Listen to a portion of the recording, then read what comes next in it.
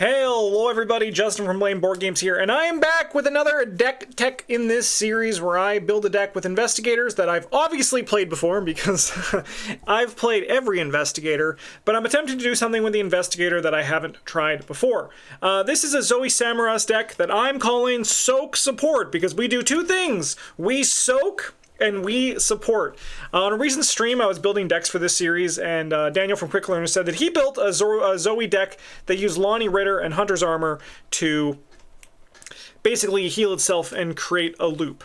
So that is kind of like the idea behind this deck, and it's kind of evolved into a support deck that's going to be using a variety of other things to make sure your teammates have the smoothest Mythos phase possible, while also letting you live with very little fear because you have so much soak, which you're using for yourself and your teammates, but also that you're using to just kind of vibe and live life and just draw Mythos cards and not be scared of anything that you're going to deal with because you have both protection and the ability to manage enemies. Zoey Samaras, she's a very good investigator. She has a very good ability, which means when you just gain reason, whenever you engage enemies, you're just gonna turn that into economy, which is really nice because it's something you're gonna be doing. And she has the traditional Dunwich splash, as we call it, where she can play up to 5 level 0 cards of any other class. These are all the cycles that you need for this one. Notably, this is one of the first in this series, I think, that does not actually use the Feast of Hemlock Vale at all. But it still has a good chunk of other cycles, as all this does. If you're missing any of these cards, or if there's any that are from the Return to, for example, consider proxying them, or, just adapt with what you have, make use with what you have, as long as it's not one of the pivotal pieces. I think for this one, what you really need is Scarlet Keys and Winifred Habermuck. Obviously, also Dunwich Legacy, because that's where Zoey is from, but these are all, I think, the pieces that are crucial. Yeah, no rush, adapt as needed. Again, I kind of just do these all as, like, skeletons that you are able to adapt and take these ideas and do cool things with. Here's our level 0 deck. I'm not going to spend too long on this. There's a link in the video description to both the level 0 and the XP deck that we're going to be seeing right away. But you can kind of see that this is like the basis for the deck.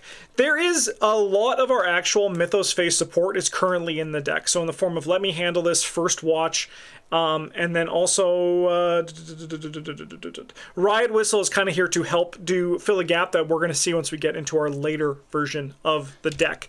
XP version over here, you'll notice that a lot of this is in the Hunter's Armor. That is because Hunter's Armor is kind of like the namesake in our deck. While we don't have a way to directly fish it out, we also aren't super dependent on it. Like I said, it's the namesake of our deck, but we are just like a total value support deck where we will be able to make things easier for our opponents, but because we're making things easier for our teammates, not our opponents, we're making things easier for our teammates, making things harder for our opponent, the Mythos deck. And also, whenever there's downtime, which there's going to be a lot of for this deck because we're not really like advancing the game in the traditional sense, we can use that to draw through our things and solve problems in other ways.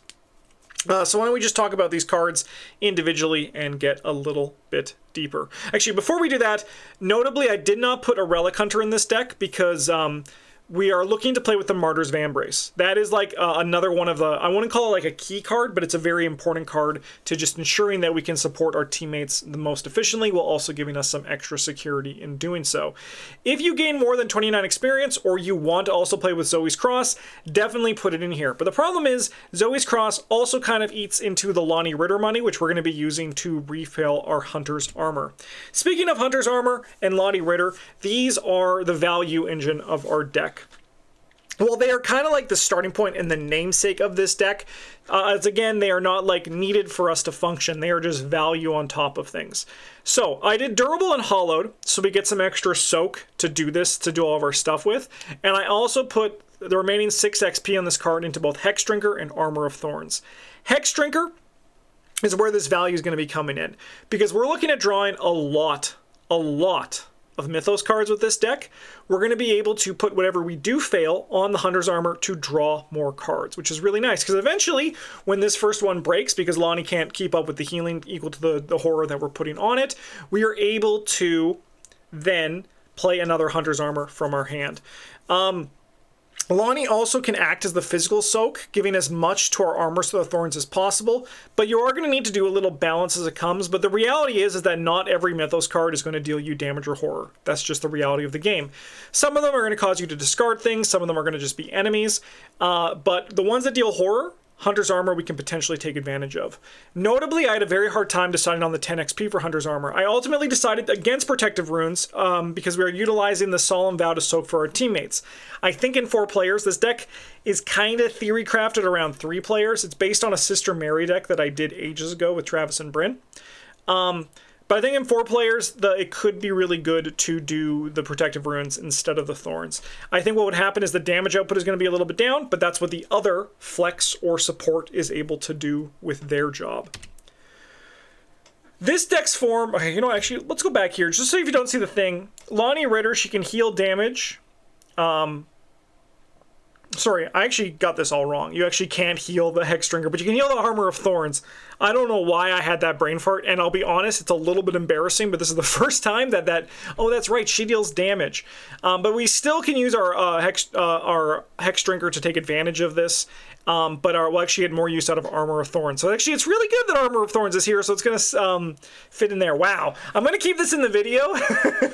I'm actually surprised that no one even corrected me when I was making this deck list on stream. That's kind of funny. But she's going to also then be your Horror Soak when you are taking a little bit extra, which is going to allow you... Let's flip it and reverse it, what I just said. It's going to allow you to take advantage of the Armor's Thorns more, but you also can then drip your Hexdrinker. So basically exactly what I said, but the opposite, right? Where your Armor of Thorns, you can freely put damage on your Hunter's Armor, and then you can use your Lonnie Ritter to heal it. And then your Horror, like say for example, you take 2 Horror, you're going to want to put one of that on Lonnie and the other on the Hunter's Armor to make that work. Wow, I'm actually glad I went back. Otherwise, everyone in the comments would be like, question mark, question mark, question mark. Again, though, you know, it's I'm keeping this in here just because I think it gives actual proper context, and I ain't afraid to edit out my mistakes. I'm going to leave them in and just, you know, cherish them. I learned something, and that something I learned was that past Justin was unfortunately a little bit of an idiot. All right, now let's move on. So this is the support part of our deck. Support can mean a lot of things in Arkham Horror, the card game. That's just the reality of the situation. It can mean healing. It can mean giving people cards. It can mean, you know, drawing cards from the Mythos decks in the place of your opponents, allowing them to have more kind of ability to do things freely. So the key piece for this is the Martyr's Vambrace, which notably also does soak for us as well, allowing us a better spread on our Hunter's Armor, which means that we can trigger Hexdrinker more because we might be able to split our soak between Martyrs, Lonnie, and the Hunter's Armor. So, this allows you to, after another investigated location draws a non-peril encounter card, before resolving the card effects, you can have drawn that encounter card instead. This works really well because it also gives you +1 skill value while resolving the revelation abilities on those cards, meaning that you're going to be at 5 brain and I think 3 foot, so the numbers are very comfortable. The Vambrace allows us to... we're going to be taking more tests. It's going to allow us to pass more tests, but the Hexdrinker on the Hunter's Armors is going to mean that we're going to have a lower downside to failing those cards. Both Let Me Handle This and First Watch kind of give a similar sort of Mythos phase manipulation, but these work really well for that. Notably, if you are taking this deck and trying to make it work, don't be afraid to draw enemies from your Clue Getter. I view this deck as mostly vibing with your Clue Getter, and then sometimes with your fighter. Honestly, like this deck probably works best if you're kind of like a death ball, a murder ball that's rolling through locations to get jobs done, right? And what this does is means you can draw like a scary treachery from your fighter or an enemy from your Cluever so they can get the job done quicker without any sort of bumps. That's kind of like what the thesis for the support of this deck is. How can I make my Mythos phase as smooth as possible for my teammates so that they can just win the game without any sort of impediment? And that will cause you to win quicker because that means there's less problems that they need to solve because you're the one here designed to solve all the problems. As I mentioned earlier, Solemn Vow is our main method of controlling when damage is placed on Lonnie Ritter. I'm running to... Why is the text on those on the color ones so fricked up? I've never seen that before. I need to check that out. But Solemn Vow is our main method for controlling when damage is placed on Lonnie Ritter. Again, swap that out with Horror. Swap that with Horror for this one. Again, like I honestly can't believe I made this mistake. I just saw the Hex Drinker and I was like, of course, this is what I want to be doing. Swap that out there, but it's the same sort of idea, right? Like your teammates, this is like how you are soaking for them. You're able to take their damage with their Solemn Vow, and they're going to be putting it on Lonnie Ritter if it's Horror so she can heal, or damage on your Hunter's Armor so she can heal with Lonnie Ritter. Or maybe if you have both your teammates, they can also do this. This is also going to further enhance that if there's any sort of treacheries that do get through, like that you're not able to Vambrace them or let me handle this or First Watch for some reason, this will allow you to give them like some reassurance that it's okay, you can take that damage because I am designed for that damage to eventually not be a problem. Notably, I'm only running 2 of these in these deck because again, this was kind of designed for 3 players. If you want to do it with 4 players, consider running all 3 copies, or alternatively, if you really want to make sure you hit them, it doesn't hurt. You could go to like a 1 of something else in here because it does come in for 2 brains, so it's also really relevant. This is kind of, once again, your mileage may vary and make the choice that is best for you as the elite gamer that I know you are. Safeguard allows us to stick together with the people we want to protect, allowing us more time to set up or deal with all the threats that we have been drawing. Normally, Safeguard works best on the person who is actively working on the game. So you might think in theory you want your Clover to have this and you're just moving with them. But the reality is because you are taking away any sort of threats that they need to deal with. The translation of that is that your actions, you don't want your actions to be moving. Their actions can be moving, but you're basically following them around. If you say, for example, let's just say like a Deep Slumber in Dream Eaters. That's a double action treachery card. If you basically have taken that card from them and then you spend those 2 actions doing it, you've saved them the actions of having to do that. I mean, yes, they might draw it and like they could do it, but it's the same kind of just like basic theory of it. They're moving because you are making it so that they never have to worry about treachery cards as much as possible. So like that allows then you also time to set up, or like for example, play this Stand Together 3. It's a big burst of cards and resources for our teammates and ourselves, and it's very good. It's a very good card. It's a little bit boring because no one's just like happy about like drawing cards, but it is a very powerful effect.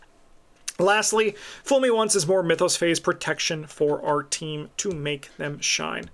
Man, I still just can't believe that I messed up the Lonnie Ritter. I'm pretty I'm all tickled pink about that. Shows that like even though like you should always RTFC. I haven't had an RTFC in forever. If you don't know what that means read the frickin' card. Just a little bit less PG-13. All right, next up. While we are support Zoey, we're still Zoey. So we want to look at managing enemies, resolving both from our ability and dealing with our weakness. Zoey's weakness will spawn an enemy, unless there's no enemies in the decks for her to spawn. Additionally, the more enemies we grab from our clue getter with the Vambrace, the more time we will have to get all of our clues. This is kind of like the tough part of support, because the support role generally fills the spot of the Flex Investigator, right? The Flex Investigator, if you don't know what that means, it means you're not the main Clover or the main fighter. If you don't know what that means, the main Clover's job is to get clues. They get clues, that's what they do. The main fighter, their job is to fight enemies when they come. So the main clue getter is going to get clues to advance the game, and the main fighter is going to defeat enemies so you don't fall behind the game. The Flex and support generally does a little bit of both. The Flex is really simple. They're going to get some clues, they're going to deal with some enemies. The support generally says, I'm not going to be able to deal with enemies and clues as well as a Flex, but I can still make it easier for you to do your job. An example of this is Carson Sinclair. He's going to give extra actions to the fighter and the clue getter so they can just do their jobs better. With a support, you still need to have some sort of method of dealing with either clues or enemies. Generally, what I also like to do with both my flexes and my supports is lean to one side. I think sitting in the direct middle is fine for some investigators if they have it built into their kit. An example of this is Joe Diamond or Ashcan Pete. These are 2 very versatile flexes that can literally sit in the middle of the fight or clue part of the flex. But what I generally like to do is I kind of like to sit like a little bit more towards fight or a little bit more towards clue. This deck is going to lean a little bit more towards fight for the main reason that because the Far Martyr's Vambrace and Let Me Handle This and the First Watch can resolve enemies for you instead of your teammates, it generally means I also want to have a plan to deal with enemies. So for that, I went with Toe to Toe. It's a staple Guardian event for me. It has extra synergy with Armor of Thorns. It can also be another way for us to get horror on Lonnie Ritter. Not damage, horror. You can actually see this through line in all my slides. This was all just an error from top to bottom, which is very funny. But luckily, don't believe your eyes, believe your ears, or whatever they say in 1984. Or like, actually what they say in 1984 is like the final word, like don't believe what they say or what they do, just believe what they say. Something like that. While also building this deck, I looked back when I looked at that Sister Mary deck that I tried this with. So I played Martyr's Vambrace and Sister Mary. And I was like thinking what was very important for that deck that supplied a lot of through line for the campaign that allowed me to really support the team. And the big thing was a 1/1/2 punch, because burst damage on that level can be very important in an emergency. So it's kind of like a super panic button or a boss killer that is just very efficient and very, very good. This can be whatever sort of big burst damage that you want. 5 experience is a lot, but I think the reality is that a burst event 1/2 punch is very good. This could also be like sweeping kick if you want to save your experience elsewhere, but I'm a big fan of 1/2 punch because it deals 5 damage. That's a lot of damage. But yeah, again, we want to have ways to deal with enemies, and this is how we do it. We're also going to be doing enemy management with a form of survival knife. Because of the 29 XP plans that I do for these series, I'm comfortable with this at level 0. We aren't the main fighter, and this deck would need major support to become major changes to support being the main fighter. I'm pretty happy with the survival knife here to do its job with that. You can use the survival knife to trigger Armor of Thorns, which actually is really good with Lonnie Ritter. I would have put that here if I wasn't a dummy in the past and mixed up Lonnie and how she worked. But it's really nice for that. You can eventually, as I said, upgrade these into the level 2 version. The level 2 survival knife is a very good weapon, so don't be afraid to do that if the time comes to it. But with all that said, the level 0 version is still going to get the job done. We also have Glory, because defeating enemies can give us cards, which is really nice, and Vicious Blow helps us or our fighter defeat enemies quicker. Notably, because, again, the idea is that you're making everything easier, you are going to be less efficient with these kind of things. So being able to squeeze out some extra value where you can, I think, is super important. And the value we do through that is through Vicious Blow, or even just like triggering attacks of opportunities on an Acolyte as opposed to fighting it, because maybe you could play a card, draw a card, play an economy card, and then kill it with your Armor of Thorns, right? Like, these are all the things that you should consider as you are following the through line of this deck. The last 3 cards of our deck are the Dunwich Splash. We have 2 copies of Drawn to the Flame and 1 copy of Kicking the Hornet's Nest. As mentioned earlier, we lean towards combat, but we also still want to support some clues in our kit as well. We have 2 copies of Drawn to the Flame because it's just better than Kicking the Hornet's Nest, I think, in this deck. We can use both the Vambrace and the Armor to reduce the risk of drawing the card. If it's an enemy, we have plans for that too, which I just discussed. And then we also have Kicking the Hornet's Nest, works really well in this deck. It gives Zoey a bunch of resources, triggers her ability, and helps her support the team by snatching up a clue on a high victory location, while also still then having an enemy to kill and potentially glory in the process. So just a lot of value sitting in this card and these things here. And that's the deck. We have our upgrade order here. As always, adjust to how you find the deck performs and fill the gaps as needed.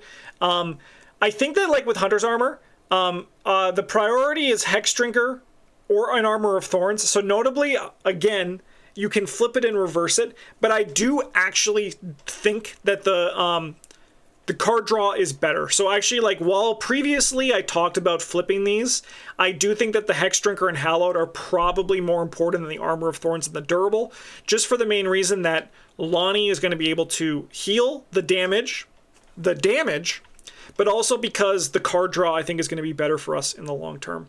After that, like, the Riot's Whistles become the Martyr's Vambrace. You want to upgrade your Stand-Togethers, upgrade your 1/2 punch, and your Over Your Powers can bump Fool Me Onces. But again, this is all kind of like, do it as you see. Like, this is kind of like a recommended order. The nice thing about customizable cards is that their XP can kind of just fit in when you have XP to spend. So, like, while it's not really a super priority, you can kind of do it in addition. Like, say, for example, you get 6 experience in your first scenario. You could buy, like, Hex Drinker and then, like, a Martyr's Vambrace, right? And you can just like get started on that kind of thing, and it's like really cool. Then you get like 5 experience, so you buy Hallowed and the next Martyr's Vambrace, and suddenly it's like looking a little bit tighter, all things considered.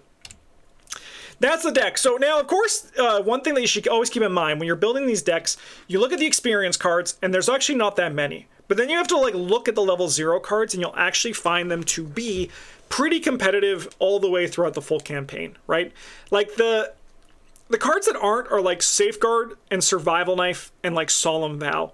Those cards aren't super competitive in the late scenarios, but they all serve a purpose in your deck or can potentially get upgraded.